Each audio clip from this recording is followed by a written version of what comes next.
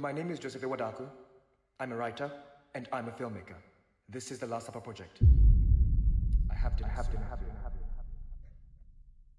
This man will be the main character of the next biggest Netflix documentary. What if I told you that having a mental illness could make you rich? It could get you free meals. It could even earn you a large following on Instagram, including follows from celebrities such as Channing Tatum and even SZA. Now, your common sense is probably naturally telling you how absurd of a concept that would be, but unfortunately, common sense is not so common. Because this is Joseph Awuah-Darko, better known by his Instagram handle, Okuntakinte. And he has done exactly that. He makes a living off of glorifying his mental health issues and the romanticization of self-deletion. Now, at the time of this video, Joseph's Instagram is home to over 550,000 vulnerable followers, some who blindly seek comfort in his narrative, and some who are sticking around to see his inevitable downfall. Whether you're familiar with him or not, I need you to pay close attention because we need to get this man off of the internet streets immediately. Joseph has created a brand off of exploiting people, romanticizing self-deletion, grifting, and just straight up lying on the internet, and blocking those who call him out on his BS. Let's start off with some useful background information. Joseph was born on August 31st, 1996 in Ghana to the Awuah-Darko family, and they are ranked as the 10th richest family in the African country. His late grandfather founded one of the oldest and largest insurance companies in Ghana with a rumored estimated net worth of 330 million pounds. So it's important that we start off with remembering the fact that he comes from money. And when I say he comes from money, I'm talking about that good old money, okay? Like, the man comes from privilege. And I'm talking about the kind of privilege that gets you into the best schools that money can buy, and the kinds of schools where you're presented with opportunities to be selected to perform for George Bush. And I'm not just pulling this out of my butt. Like, this actually happened to Joseph. In 2007, he was selected to participate in singing for George Bush during a visit to Ghana. When I first learned about his privilege, I was instantly confused because how is it that a Nepo baby is out here making claims of homelessness? Like, I immediately knew something was off. He constantly makes claims that his family cut him off and disown him because of his sexuality, as he does identify as a gay man. And I've been searching around for more information about this, specifically in the subreddit about him. It appears that the whole family cutting him off ordeal is actually false because allegedly there was a now deleted post where he posted a conversation between him and his father in which his father seemed very accepting of him and his sexuality. Anyways, fast forward to today where Joseph now resides in the Netherlands as an undocumented immigrant. Now, there are two things that are really important to know about his escape to the Netherlands. Number one, he left Ghana as soon as he began facing heat because he basically scammed a bunch of artists. Like, he allegedly owes these artists hundreds of thousands of dollars. I'm not talking about a little $100 here, maybe a little $3,000 here. No. Like, he owes these people in total over $300,000. The second thing, the best way that I've decided to summarize it is the Netherlands has become his flagship store location for his assisted self-deletion business model. And if you're a person who's been following him for a while now and you've been feeding into the narratives that he's been posting on the internet and you truly have been feeling sympathetic for this man and you're captivated and you love the story and how vulnerable he is, I am so sorry. And hold on. Let me hold your hand when I say this. You have been scammed, hoodwinked, bamboozled, led astray, okay? The man is playing with you and your emotions and your sympathy, all of that, okay? But let's expand on the whole art ordeal. For this arc, let's call him the art bandit. Before becoming an influencer, Joseph was an art curator and dealer. He worked with many Ghanaian artists, sold a bunch of their work, and never paid them a single cent. He's reportedly made diverse excuses to all these artists. I'm talking about ranging from sending a photo of an injured person, claiming that he's in the hospital with them because they had an accident of some sort, to straight up deflection and guilt tripping by responding to one of them saying, "I considered self-deleting last night." Like, I need you guys to understand that there is literally and currently a court claim against him from an artist who he allegedly owes over $260,000. dollars to. So before he was even this Instagram celebrity, this famous poet on Instagram, he's already been a scammer, baby. Like, he already assumed the role from time. He's not new to this, he's true to this. Anyways, now let me expand on his business model, because if you don't know who this man is, you're probably lost right now. If you know anything about having a social media presence and being an influencer, typically influencers have a niche. He essentially sells his niche of self-deletion under the guise of bringing awareness and creating a safe space for others with similar ideations as him. But in all reality, he is such a cancerous individual to be in that space. The problem is that he promotes self-deletion versus encouraging others to actually get help, and that is just dangerously manipulative and just wrong because of how he's selling it to his vulnerable followers. To me, he's almost propelling such vulnerable people towards the more unfortunate outcome. It's negligent, it's irresponsible, and it's straight up evil. Moving on, he moved to the Netherlands to legally and, as he likes to say, non-violently self-delete. However, here's the first hole in his story. According to a quick Google search, if you do not have access to a Dutch doctor, it is basically not possible to receive assisted self-deletion. Dutch physicians do not take on patients from outside the Netherlands whose main purpose is to undergo self-deletion. However, despite this fact, on numerous occasions, Joseph has posted to his Instagram that he's finally received a final date scheduled for his assisted self-deletion procedure. He's been echoing over and over again that it's supposed to be happening not too far from now, actually, July 30th, 2025. And please remember that date, because soon in this video, I'm going to react to a couple of highlights and reels and posts on his Instagram. And you're gonna see that July 30th appears to have been scheduled before it was scheduled. It'll make sense later on. Now, the reason why this is a huge hole in his story is because it simply just doesn't make sense that he could even have a date scheduled, period. Because he's legally ineligible, as I just explained. One of the prerequisites for eligibility is to have a Dutch social security number, which is not available to undocumented immigrants, which is exactly what he is. And this isn't me assuming. He said it himself. I don't know which of his mental illnesses are actually real and which of them are actually performative, but what I do know is that we're dealing with a master manipulator. He's a compulsive liar and an opportunist. He has founded an event called The Last Supper. The idea of these events is to give an opportunity to anyone and everyone who wants to be a part of his last days leading up to his assisted self-deletion. And they can do this by not only inviting him into their homes and cooking their favorite cultural dishes for him, but they can also go ahead and cover his transportation. Yes, he often makes people cover his transportation. And let me tell you, this man has to be the least hungry homeless person you will ever meet. Because when I tell you, so many of his followers have unfortunately fallen for this scam of a Last Supper. Last time I checked, I think it ranges between 130 to 180 suppers that he's had with people. Homelessness has him very well fed. Now let's move on to the accomplice. If the Last Supper dinners weren't insane enough, he's decided to franchise the entire thing. He's created a dinner club called FUI, which is short for Effed Up Individuals, and it's different from the Last Suppers because in those events, they're actually dinners hosted by Joseph and co-hosted by his accomplice, Illi. So they take up to 8 guests at a time, and Illi does all of the cooking, and all you have to do is pay Joseph a low cost of 130 pounds.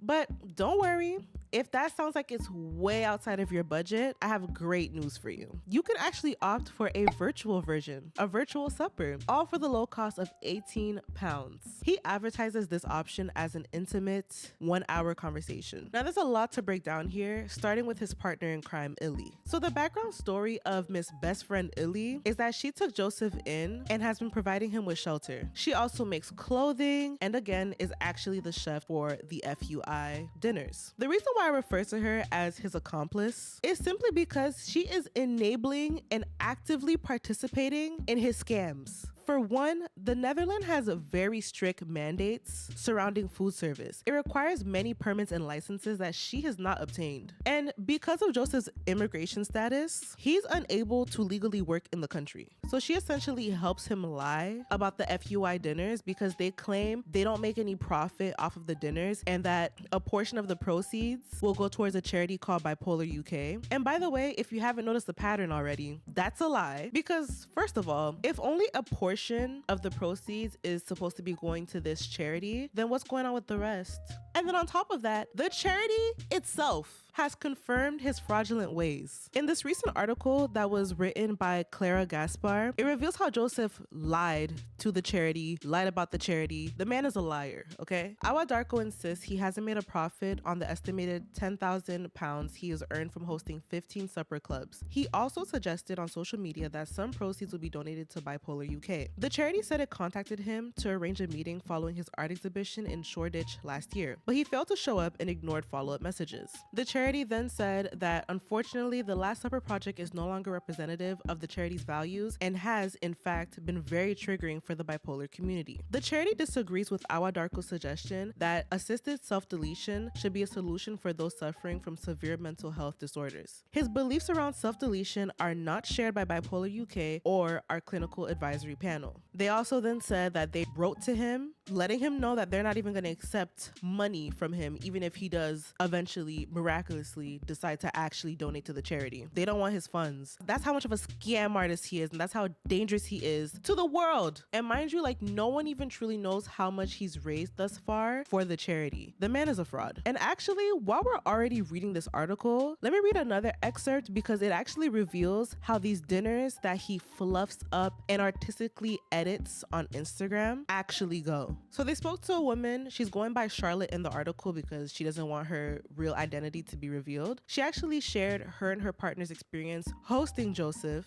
for one of his last suppers. And Charlotte actually suffers from mental health issues. She looked at it as an opportunity to invite him over, bond over food, and have a relatable conversation surrounding living with these illnesses. So she shared how her and her partner contacted him and he replied quickly to arrange a date that same week. On the day, he claimed to have been injured and couldn't walk. So he asked Charlotte to pay for taxis to and from her home, which cost £50 in total. When he got there was no sign of injury, and Charlotte felt that was a red flag. He was at our house for 4 to 5 hours, adding that most of the time he was on the phone. We spoke for about 20 minutes. He only talked about himself and showed no interest in us, and left much of the food we had cooked for him. In an Instagram post, Awuah-Darko claimed they had a long and full discussion about death, whereas Charlotte said they only spent about 5 minutes on it. She then says, "I do believe he was struggling with mental health problems, but I was left with the impression that things weren't as they seemed on Instagram. He can't even think to remember to walk in with a limp or something. Like, he literally can't remember that he's supposed to be pretending to be injured when he lies about these things to coerce people into paying for his transportation, on top of inviting him over for a free meal." Keep in mind that we've already debunked the possibility of his assisted self-deletion even happening to begin with. But let's entertain it hypothetically for a second. A person like him who constantly seeks and enjoys attention and sympathy is not about to just throw it all away and end it all. Like, understand he has built an empire off of his misery. So you have to ask yourself, would he really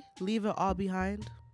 And if everything he claims to stand for on the internet is all about creating moments and memories before he leaves Earth, why is it all behind a paywall? Because not only are the dinners behind a paywall, he also has a Substack where he posts his writing and poems and stuff like that. And you literally have to subscribe to access his work and read it. And he actually has people who are subscribed. And if you think I'm harsh for saying that everything that he does comes off as performative and that I simply just don't believe that July 30th is gonna happen, let me show you this. This post right here is from February 21st of this year, and it has a caption about a friend who, spoiler alert, we've never seen him, so we don't even know if he exists to begin with, okay?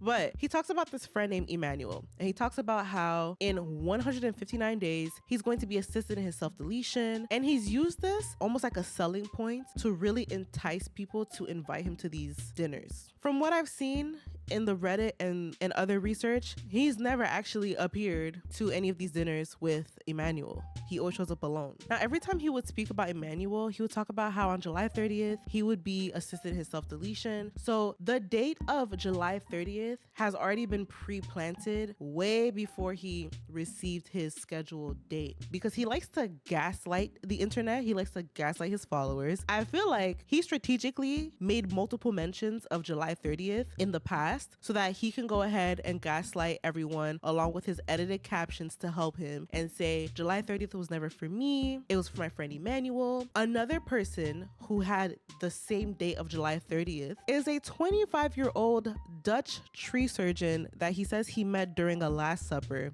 He says that he was approved for assisted self-deletion. And in the video, he literally mentions July 30th, 2025. So how is it that he knows all these people who want to be assisted in self-deleting and they all just so happen to have the exact same date for this procedure? See this? It's a lovely friendship bracelet, and the guy that gave this to me, after 4 years, has finally been approved to legally take their own life on the 30th of July. You know, as human beings, we are creatures of relativism. We have these ways of invalidating other people by performing some sort of victim Olympics. And all I want to say is, everyone is going through what they deem to be insurmountable or extremely difficult. And I think I will continue to speak up for those who feel as if they will be ridiculed for coming forward with their neurological pain and suffering. This 25-year-old, you know, sorry, is a perfectly healthy, very kind, very sweet young man. I really do not like performative ass people. Like, oh my gosh, like I'm triggered. I'm triggered. I'm showing you all of this to get you to see and understand why I'm just not buying July 30th. I'm simply just not buying it. I'm not. Scamming aside, he is just not a good person. And this is not even my opinion. He says it himself in his own Instagram bio. He's just not a good person. At least there's a drop of self-awareness, because a good person wouldn't chop and screw messages to fabricate false narratives. When I was going through the subreddit, I saw reports of screenshotted messages that he's edited to fabricate manipulative narratives, of course, with the goal of collecting sympathy from his followers. Let's look at one in specific that I really want to touch on. So this is a screenshotted comment underneath a TikTok that was exposing him, and the person said, "He used my brother's sudden passing to get attention. He spread misinformation the day before his memorial about the way he passed to his 500,000 followers and insinuated he self-deleted, which he did not. This easily could have been seen by my friends and family. I found it so distressing. He chopped up their private messages and added them to a reel he made out of context to make it seem like they knew each other even though they only met once through work. My brother and I always talked about how creepy he was towards him. His brazen and careless approach to discussing matters relating to self-deletion is dangerous." There's no way to confirm the 100% validity of this comment, so this is alleged, but if this is true, this is insane. And like, something that's been recently troubling me about him, like I mentioned at the beginning of the video, celebrities like SZA follow him. You guys, I'm literally almost done editing this video to post it today. Like, look at the time, look at the date. It's about to go up in just a few. And tell me why I go on his Instagram and I see a post from 4 hours ago and it's him and SZA having dinner. The dinner actually happened. This is insane timing. I can't believe it. And when I tell you SZA has given him more attention than he deserves, I don't know if she's just completely clueless, but she's essentially rewarding this man's behavior, okay? And she might not even know. She's given him so much attention that she is inviting him into her home for a meal before his self-deletion. She commented, "We all love and appreciate your vulnerability and energy. Grateful to experience you for as long as you'll stay with us. I live in LA. Dinner at my house anytime. Here's another comment on one of his posts from SZA again. This is a reel he posted with screenshots of a conversation he's had with SZA, where once again, she's just reconfirming that he's welcome for dinner and basically that they're locked in. They're locked in for dinner. I need someone to go over to SZA and shake some sense into her because she does not need to be hosting this man for dinner. No one needs to be hosting this man for dinner. He is a scam. Now, before I end this video, I want to just show you guys some of the things that I saw on his social media when I was just looking into him. And it's just things that they just bothered me.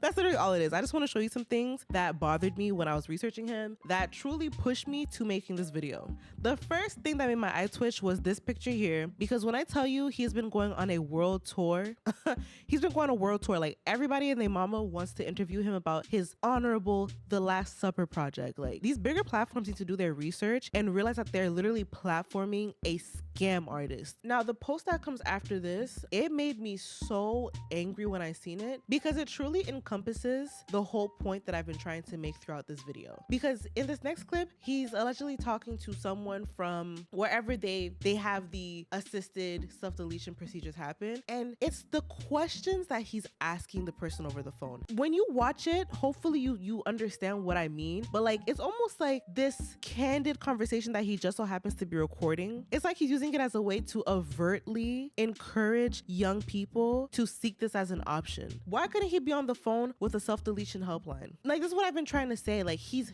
problematic. He's not trying to help people. He's trying to push people over the ledge, and it actually has to stop. Do you find more and more young people being approved for you in the Netherlands or for assisted death?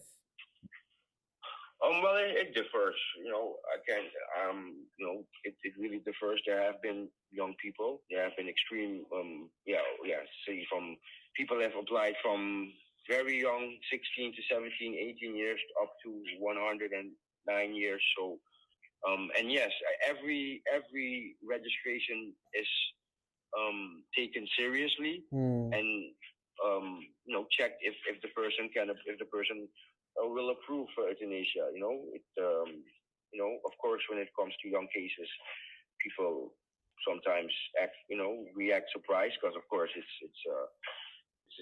sad, of course. Disgusting.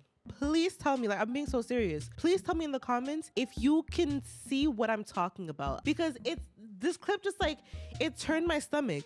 Everything from the caption to his facial expressions when the man confirms, like, yeah, like, we have people, as young as 16, 17, 18. Yes, like, they do get approved. It's almost like he's trying to give hope to people who are on their last straw of life, telling them, like, hey, if you want to end it, yes, it's possible. There's people your same age. There's people the same age as you who's been able to go through with this procedure. That is so despicable. Anyways, this next post in this Instagram highlight is him posting a screenshot of apparently an artist thanking him for helping them in their artist career. And his caption says, "From a young Ghanaian artist today, I cried for about 2 hours. Dear artist, thank you. Thank you for saying thank you. For knowing I did my best with nothing but terribly good intentions." This man is gaslighting all them artists that he scammed.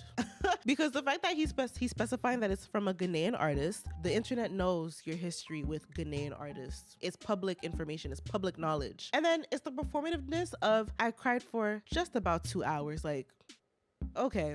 Like, please. This is so passive. It's so gaslighty. It's the for knowing I did my best with nothing but terribly good intentions. Use those same good intentions to pay those artists their bread. This post is absolutely ridiculous to me because he says, I cry at least twice a day and don't even realize it anymore. It's no longer something I'm ashamed of. So if you don't realize it anymore, as we already know on this channel, I am no math magician, but it ain't adding up. You don't realize it anymore, but you cry at least twice a day. Even when I carry the 1 over, it's still not adding up. It equals performative. Anyways, I'm really starting to get heated the more I'm talking about him, so I'm just gonna go ahead and wrap this up. I just want you to keep in mind that for as long as I've been yapping, believe it or not, I've only scratched the surface of Okuntakinte. This is just the tip of the iceberg. If you're interested in knowing more and you really want to get details with timestamps and receipts, you need to go to the subreddit. But that's it from me today. Thank you guys for more than 1,000 subscribers. I did not expect to get that many subscribers in such a short amount of time. I really truly appreciate all the support you guys have been showing on my videos, and I hope you just look forward to more of my videos because I really enjoy doing this, and it's just really nice to know that there are people out there who enjoy hearing me think out loud. I have over 1.4 thousand internet cousins, okay? I love it here. But anyways, let's get the discussion going in the comments about Okuntakinte. If it's not obvious, I'm really just trying to stress the importance of any thoughts you have surrounding Okuntakinte. Please drop it in the comments because it's important that we discuss this issue so that we can bring awareness, so that the algorithm can start pushing this video out to more people for more eyes to see. And this is how we can finally start to see the beginning of the end of the atrocity that is Okuntakinte's message on social media. While you're at it, please don't forget to like this video. It also helps with pushing the video in the algorithm. And if you enjoyed today's video, don't be shy to subscribe. We would love for you to stay. So go ahead and kick off your shoes and get comfortable. But I gotta go now, so I'm gonna call you back later. Deuces.